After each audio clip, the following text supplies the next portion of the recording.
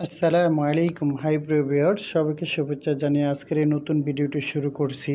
যারা অতি দ্রুত আরবি ভাষা শিখতে চান তাদের জন্য আজকের এই ভিডিওটি খুবই গুরুত্বপূর্ণ, কারণ আরব কান্ট্রিতে কাজের ক্ষেত্রে আরবি ভাষা শিক্ষা খুবই গুরুত্বপূর্ণ। তাই ধৈর্য সহকারে এই ভিডিওটি দেখুন, ইনশাআল্লাহ আপনি আরবিতে কথা বলতে পারবেন। চলুন ভিডিওটি শুরু করা যাক। তুমি এখন কোথায় এর আরবি হচ্ছে আলহিন ইনতা ওয়েন। এখানে আলহিন এর অর্থ হচ্ছে এখন, ইনতা এর অর্থ হচ্ছে তুমি, ওয়েন এর অর্থ হচ্ছে কোথায়। আলহিন ইনতা ওয়েন এর অর্থ হচ্ছে তুমি এখন কোথায়। আমি বাড়িতে আছি এর আরবি হচ্ছে আনা মজুদ বেত। এখানে আনা এর অর্থ হচ্ছে আমি, মজুদ এর অর্থ হচ্ছে আছি, বেত এর অর্থ হচ্ছে বাড়ি। আনা মজুদ বেত এর অর্থ হচ্ছে আমি বাড়িতে আছি। আমি তোমার বাড়ি আসছি এর আরবি হচ্ছে আনা ইজি ইনতা বেত। এখানে আনা এর অর্থ হচ্ছে আমি, ইজি এর অর্থ হচ্ছে আসা, ইনতা এর অর্থ হচ্ছে তোমার, বেত এর অর্থ হচ্ছে বাড়ি। আনা ইজি ইনতা বেত এর অর্থ হচ্ছে আমি তোমার বাড়ি আসছি।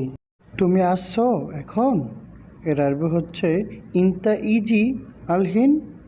এখানে ইনতা এর অর্থ হচ্ছে তুমি, ইজি এর অর্থ হচ্ছে আসা, আলহিন এর অর্থ হচ্ছে এখন। ইনতা ইজি আলহিন এর অর্থ হচ্ছে তুমি আসছো এখন। সমস্যা নাই, আসো এর আরবি হচ্ছে মাফি মুশকিলা তাল। এখানে মাফি এর অর্থ হচ্ছে না বা নেই, মুশকিলা এর অর্থ হচ্ছে সমস্যা, তাল এর অর্থ হচ্ছে আসো। মাফি মুশকিলা তাল এর অর্থ হচ্ছে সমস্যা নাই, আসো। তুমি বাহিরে আসো এর আরবি হচ্ছে ইনতা তাল বাররা। এখানে ইনতা এর অর্থ হচ্ছে তুমি, তাল এর অর্থ হচ্ছে আসো, বাররা এর অর্থ হচ্ছে বাহিরে। ইনতা তাল বাররা এর অর্থ হচ্ছে তুমি বাহিরে আসো। তুমি রুমে আসো এর আরবি হচ্ছে ইনতা তাল গোরফা। এখানে ইনতা এর অর্থ হচ্ছে তুমি, তাল এর অর্থ হচ্ছে আসো, গোরফা এর অর্থ হচ্ছে রুমে।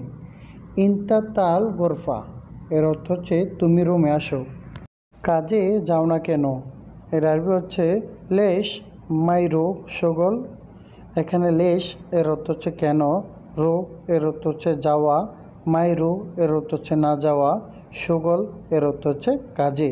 তো আমরা এখানে শিখলাম লেশ মাইরো সগল এর অর্থ হচ্ছে কাজে যাও না কেন।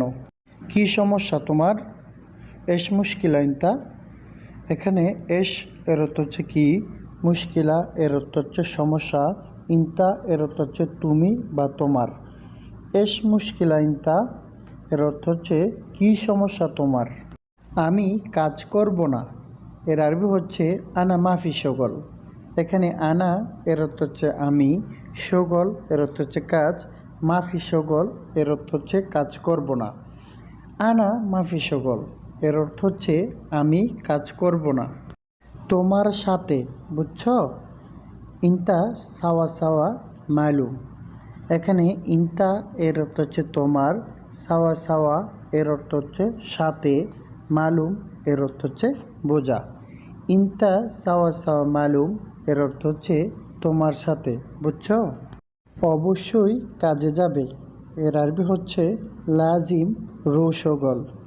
এখানে লাজিম এর অর্থ হচ্ছে অবশ্যই, রো এর অর্থ হচ্ছে যাওয়া, শগল এর অর্থ হচ্ছে কাজ। লাজিম রো শগল এর অর্থ হচ্ছে অবশ্যই কাজে যাবে। তুমি ভালো না এর আরবি হচ্ছে ইনতা মাফি কয়েস।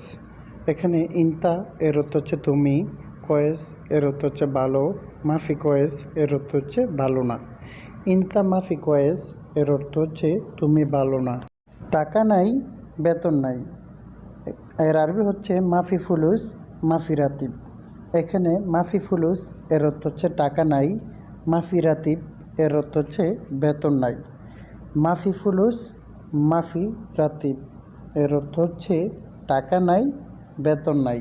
কাজ করে কী লাভ এর আরবি হচ্ছে এস ফায়দা শগল। এখানে এস এর অর্থ হচ্ছে কি, ফায়দা এর অর্থ হচ্ছে লাভ, শগল এর অর্থ হচ্ছে কাজ।